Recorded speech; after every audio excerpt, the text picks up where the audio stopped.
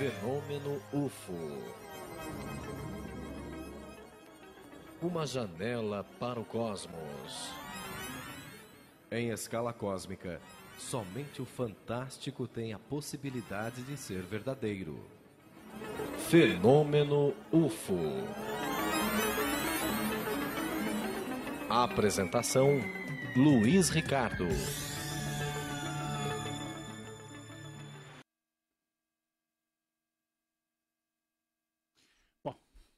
Como disseram os meus grandes amigos aqui, companheiros de programa aqui hoje, a Fernanda e o Valdecir, nós chegaram a 0 na contagem regressiva, então nós vamos decolar para mais um programa Fenômeno UFO, aqui pela Rede Boa Nova de Rádio e Rede Mundo Maior de Televisão.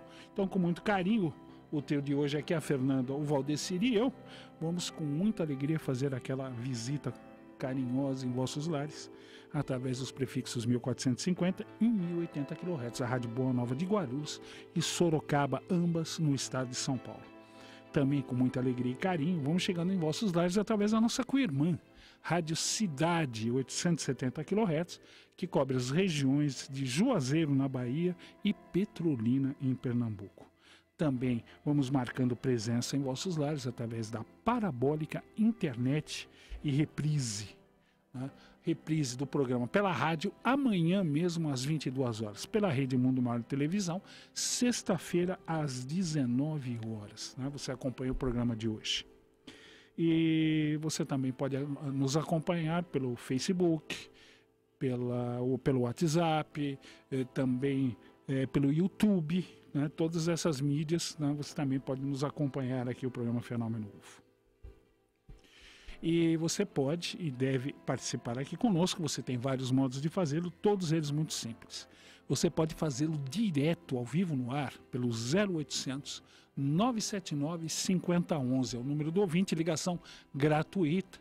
Você manda o seu recadinho, a minha amiga Margarete, que está lá nos telefones, anota o seu recadinho, ou o que é mais gostoso, mas você pode também participar ao vivo, né? Nós podemos bater aquele papo gostoso, né? Vamos comentar aqui vários assuntos, não só ufologia, mas ciência espírita, parapsicologia, né? Qualquer assunto, né, que você queira tratar, tá?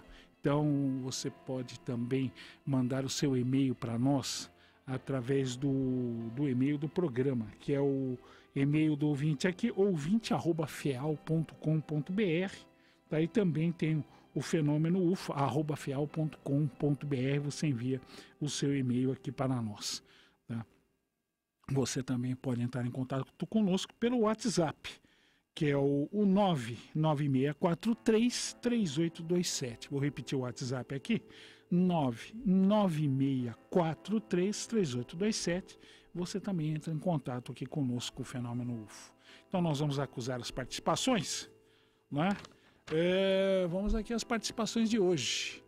Meu amigo Rafael, pena que ele não coloca de onde. Considera o programa muito... Ah, não, comecei ao contrário aqui. Peraí. Agora tá certo. Meu amigo Carlos de Fante Moreira, né? Ele fala de visita no dormitório. Passou por um episódio de projeção astral e foi levado ao alto numa espécie de túnel de luz, onde viu um senhor de barba branca que disse a ele que poderia escolher entre ficar e ir embora. Isso acontece. É uma pergunta proposital, como se fosse um teste. Depois nós comentamos isso. Meu amigo Luciano de Cerro Corá, Rio Grande do Norte. Sugestão de pauta, né, com o professor Rubens Junqueira Vilela. Vai ser difícil, viu, Luciano? Não por ele, mas pelos problemas da idade, meu amigo. Ele está com problemas sérios de audição, tá? Ele tem dificuldade de entendimento, né, por causa da audição. A mente continua brilhante, mas eu não sei se eu consigo trazê-lo aqui. Ele já veio no programa aqui anteriormente 3 vezes. Né? Se você acessar os programas anteriores do Fenômeno, você vai encontrar as entrevistas que eu fiz com o Rubens Junqueira Vilela, que teve experiências fantásticas na Antártica. Viveu não só experiências ufológicas, mas inclusive materializações de espíritos. Isso também ocorreu lá. Só que isso normalmente não é comentado, nem a ufologia e nem a parte espírita também. Tá, meu amigo? Se der tempo, comentamos mais alguma coisa. Mas é uma pessoa maravilhosa, um amigão sensacional, o professor Rubens Junqueira Vilela. Meu amigo Fábio Ribeiro, sugestão de pauta. Data limite, devido às más interpretações, tá? Foi feita uma homenagem também à ufóloga e hipnóloga Agilda Moura, merecidamente. Uma pessoa que milita na área há muitos anos, excelente hipnóloga, tá? É uma profissional de primeira linha, a doutora Gilda Moura, né? Merecido. Com relação ao data limite, vamos ver se nós conseguimos alguma coisa, o que eu não entendo, viu, o Fábio, a participação do Chico no Pinga Fogo, você encontra no YouTube. Estaria até hoje, tem o trecho ali que ele fala da data limite. Eu não sei de onde é que o pessoal está tirando. O que eu estou vendo, muita gente especulando, mas em cima de coisas que ele falou. Tá? Mas ele foi bem sucinto. 69, o homem pisa na Lua. Né? Como nós adquirimos uma perigosíssima capacidade nuclear, talvez até antecipadamente do que deveríamos, né? Como se também na época se falava na militarização do espaço, né? Colocarmos bases na Lua dotados de mísseis nucleares, quer dizer, juízo que é bom está faltando. Né? Então, espíritos de escola, inclusive Jesus, se reúnem, né? E nos dão um prazo de 50 anos. Ou seja, 69, quando o homem pisa na Lua, né? Julho de 69, Neil Armstrong e Buzz Aldrin, né? Caminham pela primeira vez na superfície de um outro corpo celeste. Então, é dada essa data limite, 1969 e 2019. Então, o que o Chico fala? Se nós não fizéssemos nenhuma burrada, né?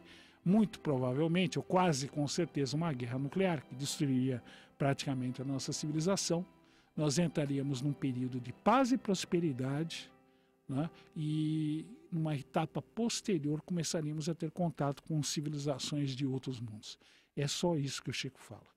Não falou em fim de mundo, não falou em terremoto, maremoto, tsunami, né? Então, pessoas que estão pegando aquilo especulando. Tá? Vamos ver se der. Eu já trouxe o Juliano Posati aqui uma vez. Vamos ver se a gente consegue entrar em contato com ele para a gente debater o assunto de novo. Tá? Porque dia 27 agora, porque sábado que vem não haverá programa por causa do evento Clube Amigos da Boa Nova, e no outro por causa da Páscoa. Então retorno ao vivo dia 27 já com entrevista. É uma entrevista que ficou pendente desde o ano passado, porque os deuses da chuva não permitiram que o Fábio Del Santoro chegasse aqui. Né? Então nós marcamos uma nova entrevista agora para o dia 27 de abril. Então, no sábado, dia 27, o Fábio Del Santoro, os deuses das águas, das chuvas, deixando ele chegar, nós vamos estar falando, fazendo uma entrevista aqui com ele. Fábio Del Santoro, dia 27 de abril. Né? Então é isso. Ele também tem a opinião dele a respeito da data limite, podemos até comentar alguma coisinha. Tá, meu amigo Fábio Ribeiro. Meu amigo Ricardo Lima, de Tianguá, Ceará. As galáxias orbitam à volta do seu buraco negro central? Não. Ele faz parte da estrutura da galáxia. Tá? A galáxia está em movimento giratório pelo universo, né? Ela está se locomovendo, ela e o grupo local são outras galáxias. O problema é que o Ricardo Lima, o buraco negro central, não tem força o suficiente para mover a galáxia inteira. Ele afeta estrelas que estão mais próximas. Tanto é que, quando o pessoal observou o núcleo da nossa galáxia, eles ficaram surpresos com a velocidade das estrelas naquela região do espaço. Uma velocidade absurdamente alta, muito mais rápida do que o movimento do nosso Sol aqui através da galáxia. Então, eles descobriram, graças a isso, que ali existe um buraco negro. Por que as estrelas se movem numa velocidade altíssima? Porque senão elas vão ser atraídas, né, e sugadas para dentro. O buraco negro será o final. Tá? Então, o buraco negro não tem potencial para mover a galáxia inteira. Ele consegue mover estrelas que estão próximas ao centro. Ele não conseguiria nem manter a forma da galáxia, né? Aquela espiral elegante da Via Láctea. Ele não conseguiria manter. Por que a galáxia mantém a sua forma? Tá? Por dois motivos. O buraco negro central atuando na parte interna e a gravidade da matéria escura. Se não houvesse essa ação gravitacional da matéria escura, a nossa galáxia iria se desfazer. Né? Iria, os braços iriam se afastar da galáxia, ela perderia totalmente a forma. Você está entendendo, meu amigo Ricardo Lima. Então é isso. Tá? O buraco negro central não. Ele faz as estrelas que estão próximas a ele circularem à sua volta, mas numa velocidade muito alta, porque senão cai dentro do buraco, literalmente. Tá bom, meu amigo? Espero ter conseguido explicar. Meu amigo Ítalo Rafael, agora sim, considero o programa muito bom e nos parabenizo. Obrigado em nome de toda a equipe aqui. Minha grande amiga Ludmila Luzia de Oliveira, né, que está sempre aqui conosco, nos apoiando, divulgando o programa. Muito obrigado, viu, Ludmila? Um beijão gigantesco no coração. E antes que eu me esqueça, uma ótima Páscoa a todos os nossos amigos ouvintes e telespectadores. Tá? Um beijão, viu, Ludmila? Fica com Deus, você e toda a sua família aí. Tá, uma grande amiga nossa. Meu amigo Luciano Oliveira, considero o programa ótimo. Obrigado em nome de todos aqui. Meu amigo Márcio de Paula, o aquecimento global é uma farsa. Tem muita gente que está falando isso.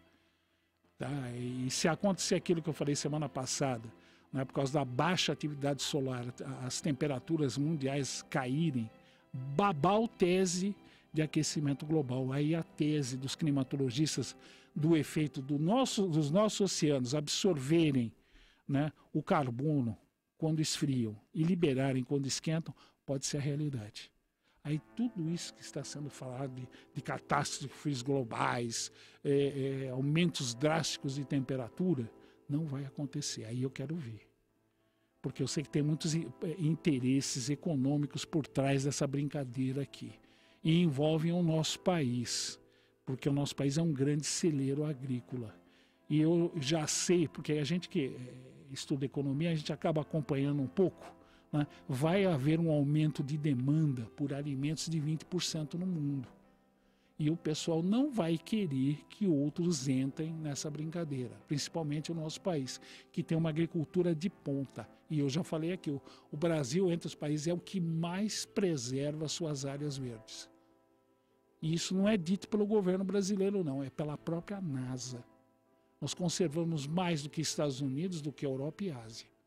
Então, essa balela de se dizer que a agricultura vai destruir a Amazônia, vai destruir outras matas, isso é balela.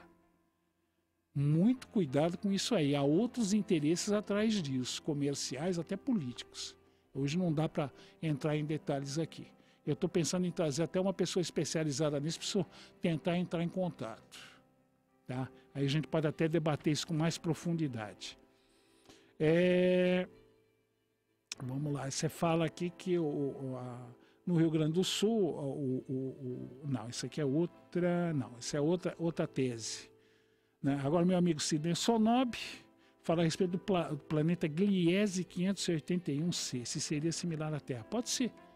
Nós podemos calcular se ele está na zona habitável ou não, podemos calcular a massa, podemos calcular o diâmetro, mas não nada mais do que isso. Por causa da distância das limitações dos nossos telescópios, mesmo os telescópios espaciais. Tá? Então, pode ser que ele seja? Pode ser sim. Tá? Como pode não ser. Ele pode nem ter água em estado líquido, que é um dos fatores principais para uma vida como a nossa. Entendeu, Sidney? Vamos ter que aguardar que a gente tenha a condição de observar a atmosfera do planeta. É muito difícil fazer isso, porque normalmente, quando nós olhamos, ele está à frente da sua estrela. Ou seja, nós olhamos contra a luz da estrela, ele se ofusca. É como olhar para o nosso Sol.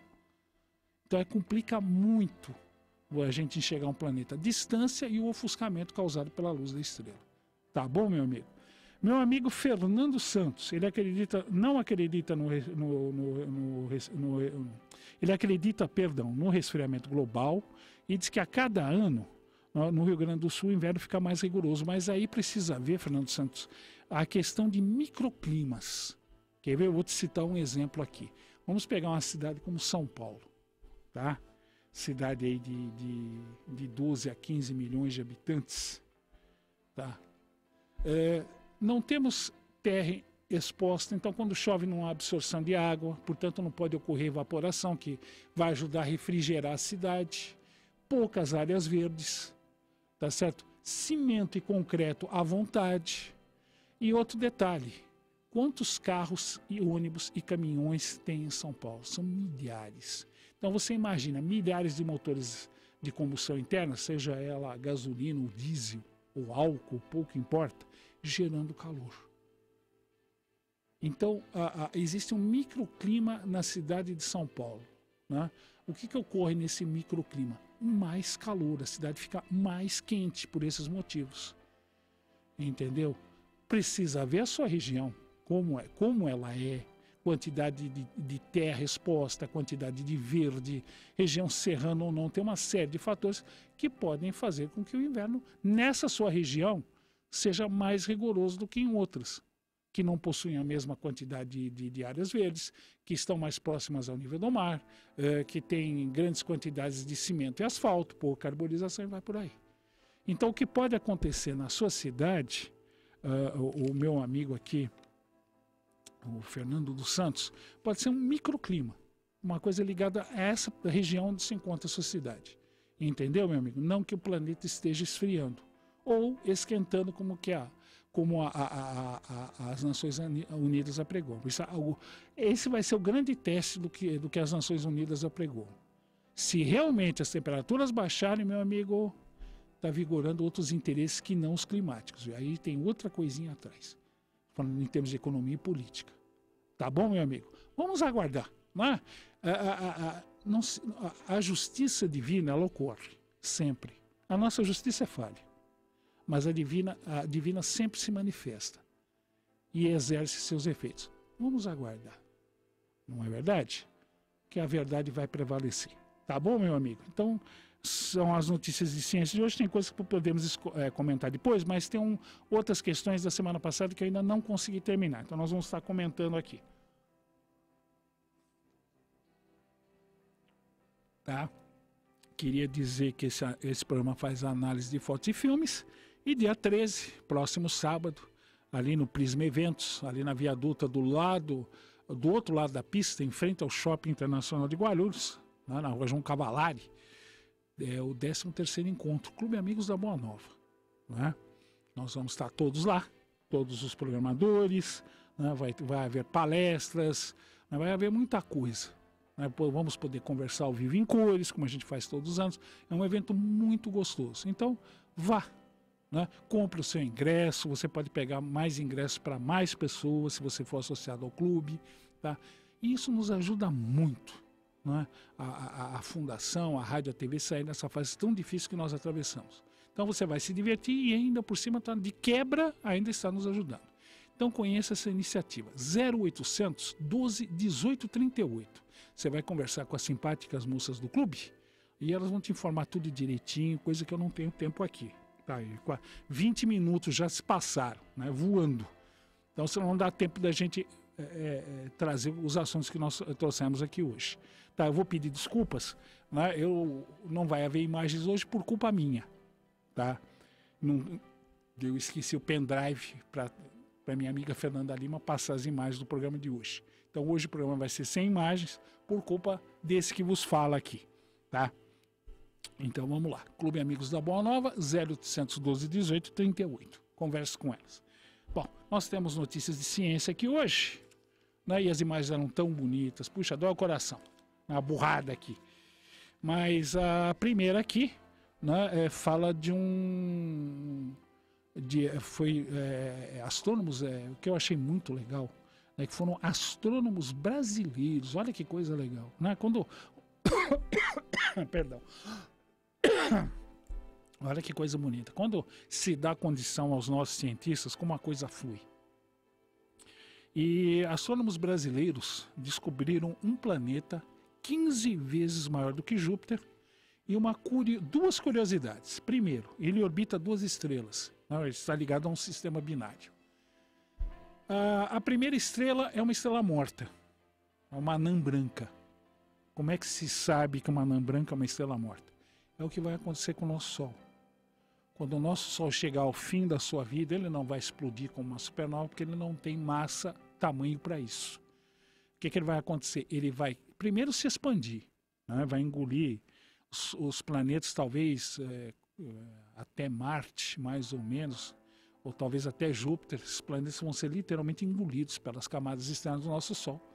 Depois ele vai simplesmente começar a ejetar essas camadas externas e depois ele vai encolher. Vai ficar apenas o núcleo da estrela, né? Vai se transformar numa anã branca, ele vai ficar alguns milhões de anos assim e depois apaga. Esse é o destino do nossa estrela, que provavelmente foi o destino dessa anã branca, do qual esse planeta 15 vezes maior que Júpiter orbita. Então nós temos uma estrela morta e uma anã vermelha. Então o sistema binário, uma estrela morta e uma anã vermelha. As anãs vermelhas são as estrelas predominantes do universo. O problema é que, como são estrelas pequenas, ela tem um brilho bem menor do que o nosso Sol. Então elas não são visíveis a olho nu, só através do telescópio.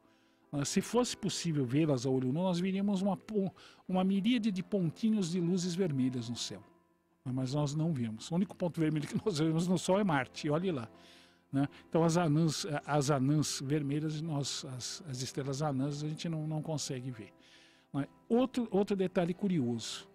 Esse planeta não deveria ser um planeta, pelo menos pelas nossas teorias, porque pela nossa astronomia, nossa astrofísica, um planeta que seja 5 vezes maior do que Júpiter já deveria ter condições de ocasionar reações nucleares em seu núcleo e ascender como uma estrela, seria uma estrela anã.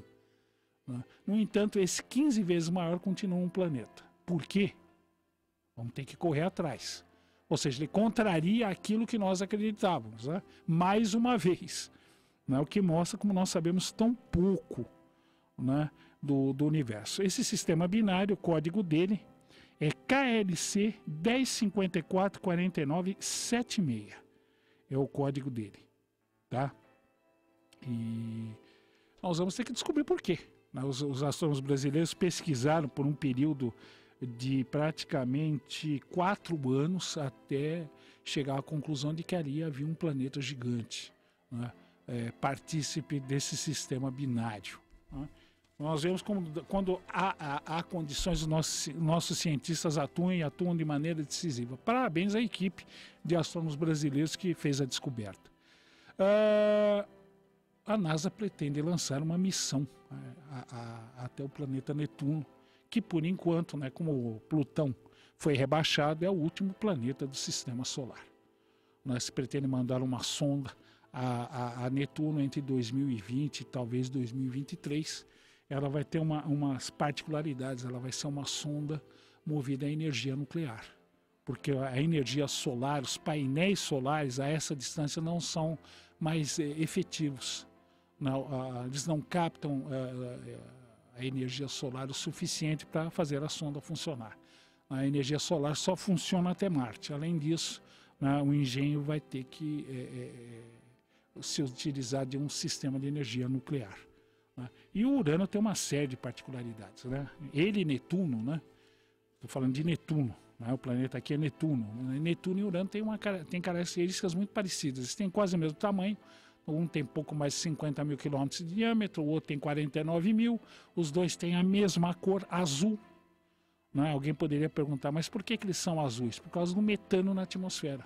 É o metano que dá a cor azul, tanto a Netuno como a Urano. Tá? Urano possui 14 luas, a maior dela é Tritão. E Tritão tem uma curiosidade, ele orbita em sentido contrário às das demais luas do sistema solar, o que indica que ele foi um corpo capturado pela gravidade de Netuno. Ou seja, ele deve ser muito provavelmente um corpo oriundo do cinturão de Kuiper, que chegou muito perto de Netuno e aí a gravidade de Netuno capturou, ele se transformou numa lua. É a maior lua das 14 luas, ele possui 2.700 quilômetros de diâmetro. Netuno possui anéis, 6 no total. Tá? Só que os anéis de Netuno são muito tênues, a gente não consegue vê-los. Só de muito perto, com telescópios muito potentes, nós vamos perceber isso, senão nós não percebemos isso. Netuno, dos planetas, é o que possui os ventos de maior velocidade. Enquanto aqui na Terra, os nossos piores furacões chegam a 400 km por hora, em Netuno a velocidade do vento é de 2.000 km por hora. Então eu acho que dá para desmanchar até o cabelo. Já pensou um furacão de 2.000 km por hora? Quer dizer, não haveria estrutura humana que suportaria uma ventania desse tipo. 400 já derruba, já faz estrago, imagina 2.000. Tá? Então, são características, e a NASA quer mais detalhes desse planeta. Né? Inclusive, ele tem o núcleo de Netuno sólido, é do tamanho da Terra, para que a gente tenha uma ideia. Só o núcleo do planeta tem o mesmo diâmetro da Terra. Daí a gente imagina o tamanho do planeta. Né?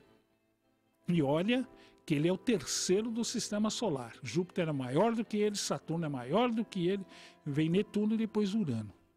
Então imagina o tamanho do planeta com um núcleo do tamanho da Terra. E a última notícia aqui, foi descoberto um planeta que se acredita ter características similares à da Terra. Tá? A 6 anos-luz de distância, ele orbita a estrela Barnard. A estrela Barnard é outro anão vermelho. Só que ele não está na distância habitável. Ele recebe muito pouca energia da estrela, ele recebe apenas o equivalente a 40% do que a Terra recebe do Sol. Ou seja, é um planeta muito frio. Tá? Provavelmente, se houver água ali, está congelado. A temperatura na superfície deve ser muito baixa. Tá? E ele é uma super-terra. Tamanho equivalente a 3,2 vezes o tamanho da nossa Terra aqui. Tá? Foi a descoberta que se fez. O planeta mais próximo seria a Próxima Centauri, o planeta que orbita a Próxima Centauri, 4,3 anos-luz.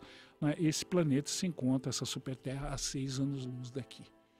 Né? Para os nossos meios, né? É muito longe. Né? Nós vamos ter que desenvolver muito a nossa tecnologia, né? Para podermos ir até esses planetas aí, podemos observá-los como eles são na realidade, né, se alguns deles possuem até civilizações. Né? Foram as notícias de ciência de hoje. Vamos para os casos de hoje. Hoje nós trouxemos os casos inexplicáveis do projeto Livro Azul. Né? Nós temos trazido casuística normal, abdução, casos envolvendo UFOs e água, com aviões, a casuística do século XIX. Hoje nós vamos estar trazendo os casos inexplicáveis do projeto Livro Azul. Tá?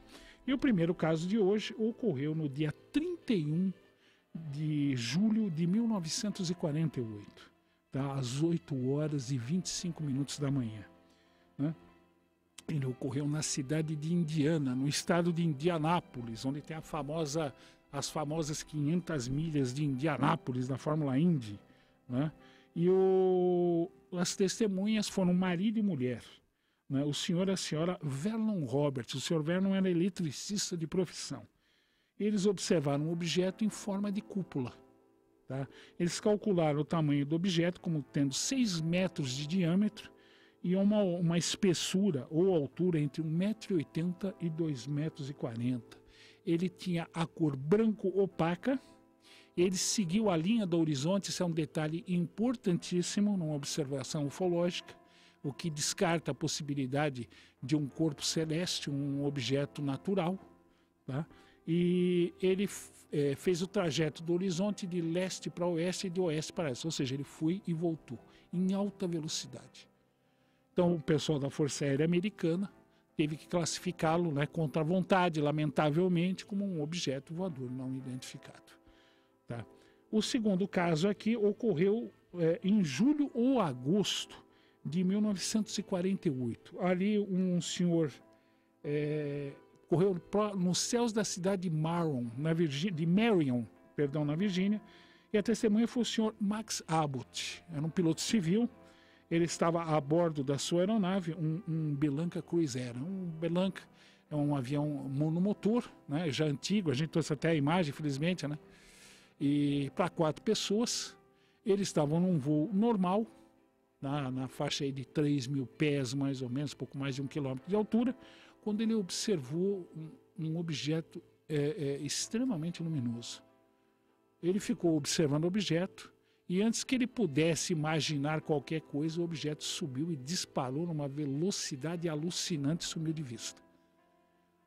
Mas para um piloto, ele já sabia que não poderia ser algo nosso.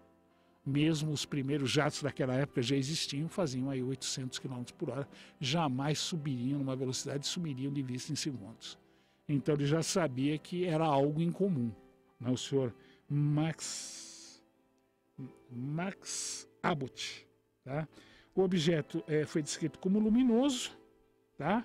Muito luminoso, né? E fez a trajetória vertical, desaparecendo rapidamente de vista. O terceiro caso é bem interessante, ele traz um tipo de nave diferente. Ele ocorreu no dia 27 de setembro de 1948, né? Na localidade de São Pablo, na Califórnia. As testemunhas foram o senhor, vamos ver aqui, né? Sylvester Benton, era coronel do exército americano, e um amigo, o senhor Horace Hickens, tá? Os dois objetos, né, foram descritos, são objetos bem diferentes, tá? O primeiro deles era retangular, parece uma caixa. Tinha linhas verticais e a cor foi descrita com camurça, um bege mais ou menos médio, não muito claro. E ninguém, né, pelas leis da aerodinâmica, seria a pior forma possível para uma aeronave, uma caixa, né? No entanto, existem alguns objetos, né, com esse formato retangular. São raros de ser visto. Ele não é um objeto comum de ser visto, mas não são muitos os casos. E o segundo é mais raro ainda, né? Ele era acompanhado por um objeto que foi descrito como similar a uma ameba, tá? Ou seja, mais ou menos como se fosse uma cúpula, mas com tentáculos e translúcido, isso que é o pior, né? Então parecia ser um objeto talvez não tão material como a outra nave. Ele possuía tentáculos pendentes que oscilavam, tá?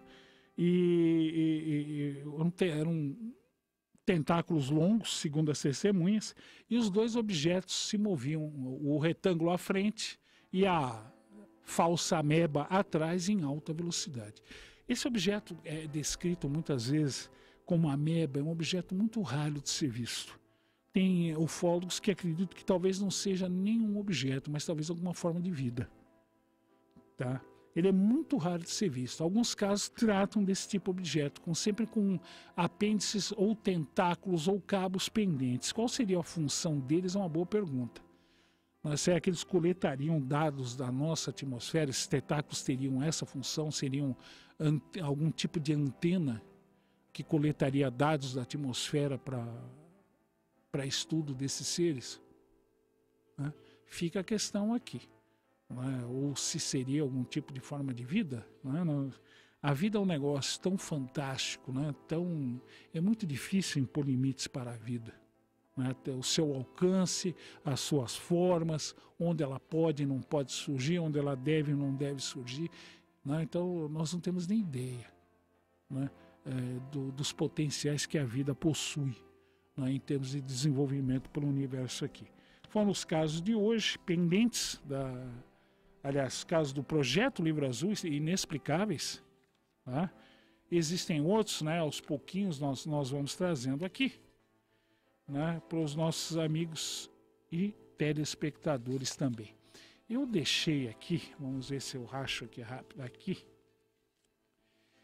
deixei algumas questões pendentes da semana passada. Vamos ver aqui se eu acho, está aqui, tá?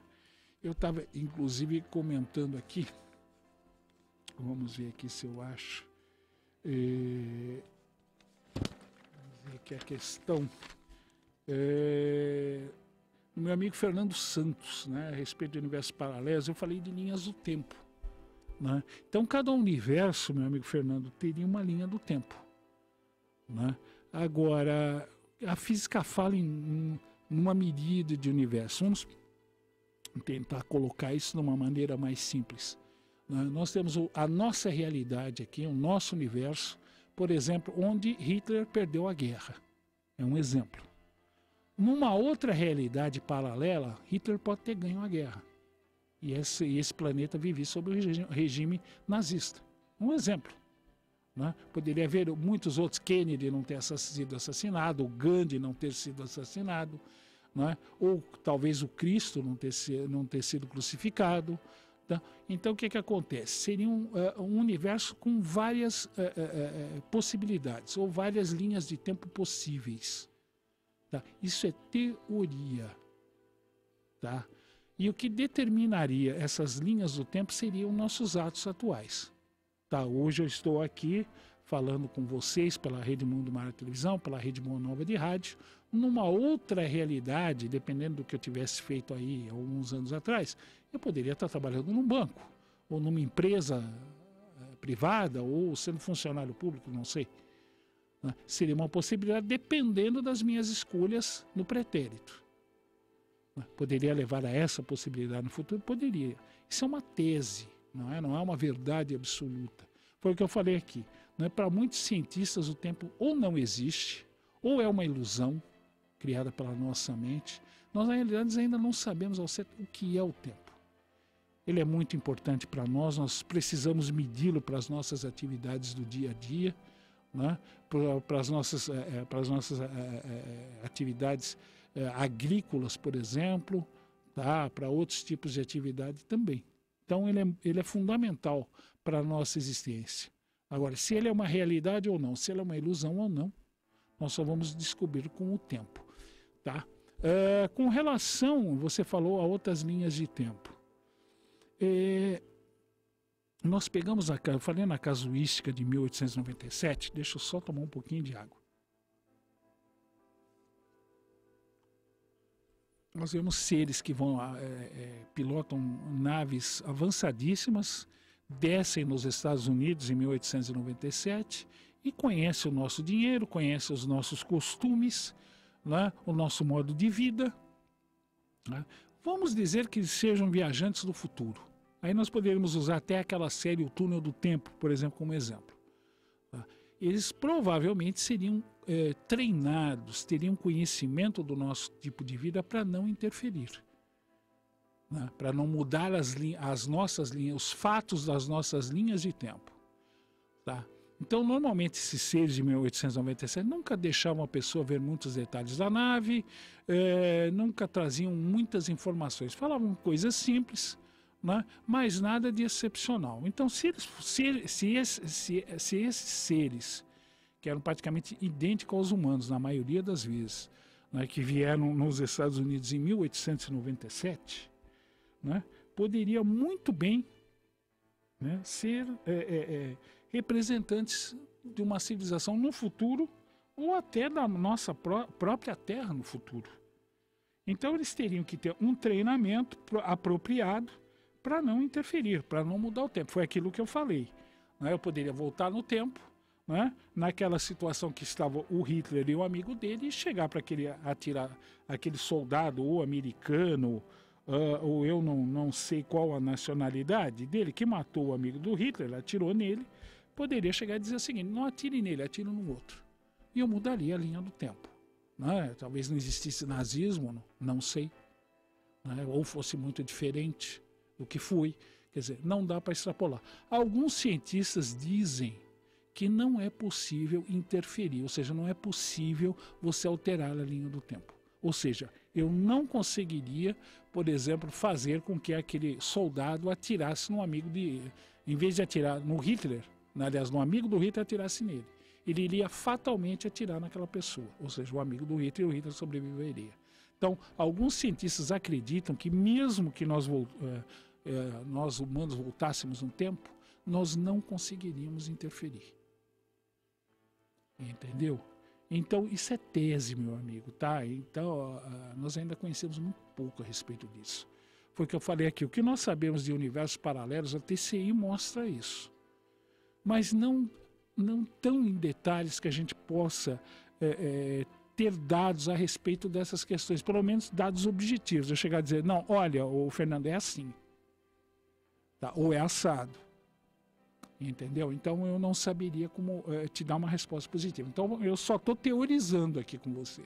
Tá? Amanhã nós podemos descobrir até que que com relação a tempo são coisas completamente diferentes. Inclusive você fala do seu temor, né, de um outro universo interpenetrando com o nosso.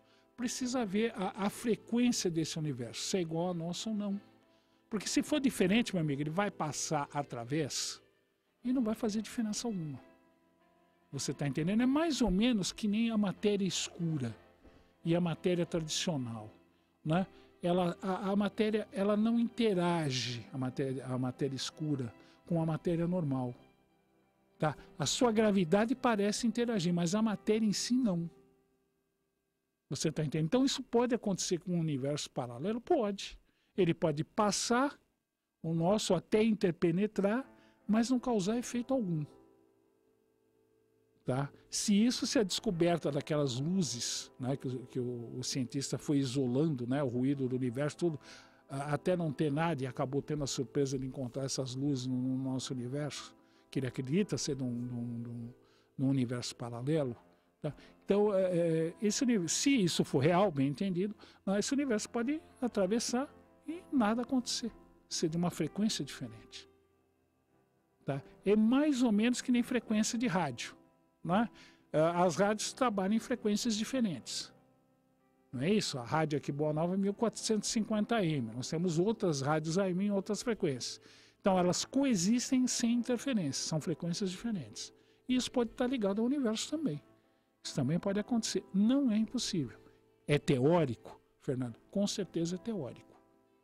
Então você não precisa se alarmar, você não precisa se assustar, porque nada pode acontecer. Aliás, é bem provável que até agora, se isso for real, a descoberta for correta, nós vemos que nada mudou. Você está entendendo? Então, o que pode acontecer é isso. Tá? Talvez frequências vibratórias diferentes. Não podemos esquecer que o universo onde se encontram os espíritos, nós não conseguimos acessar fisicamente. Só através da morte, quando o nosso espírito se liberta, ou através de desdobramento ou projeção. Agora, eu não posso pegar uma nave espacial e ir até um planeta onde se encontram os espíritos, por exemplo, Marduk, que é um planeta onde existiriam pessoas que viveram na Terra, desencarnaram e hoje vivem lá. Por isso que nós não vemos, por exemplo, a colônia Nosso Lar. Tá certo? Não vai ter como um veículo espacial nosso, né, por exemplo, colidir com o nosso lar. Por quê? Frequências diferentes, níveis de matéria diferentes. Você está entendendo? Então são frequências diferentes. Tá? Por isso que eu estou falando para você. Então, em termos de universo paralelo onde há espíritos, eu não consigo ir. Simplesmente isso. Tá bom, meu amigo? Então, era essa a resposta que eu queria dar. Tá? Dia 27 eu volto, né, com a entrevista com o Fábio Del Santoro. Ainda tem questões interessantíssimas aqui de vocês, porque vocês a cada programa estão enviando perguntas cada vez melhores, mais profundas, mais significativas. Eu fico muito contente com isso. Né? E vamos procurar responder sim, que a nossa obrigação é vocês merecem. Tá bom, gente? Então queria agradecer pelo carinho da audiência. Tá? Desejar uma ótima semana a todos. Semana que vem, quem for lá no Espaço Prisma, vamos nos ver ali, né, trocar um abraço, um aperto de mão, uma boa Páscoa, né, final de Páscoa não vai ser possível estar aqui, mas dia 27 com certeza de volta com a entrevista do Fábio Del Santoro aqui. Um enorme beijo no coração de todos que estiveram aqui comigo. Muito obrigado ao Valdecir e à Fernanda. Uma ótima semana para vocês. Fiquem com Deus e até o nosso próximo encontro dia 27. Até lá.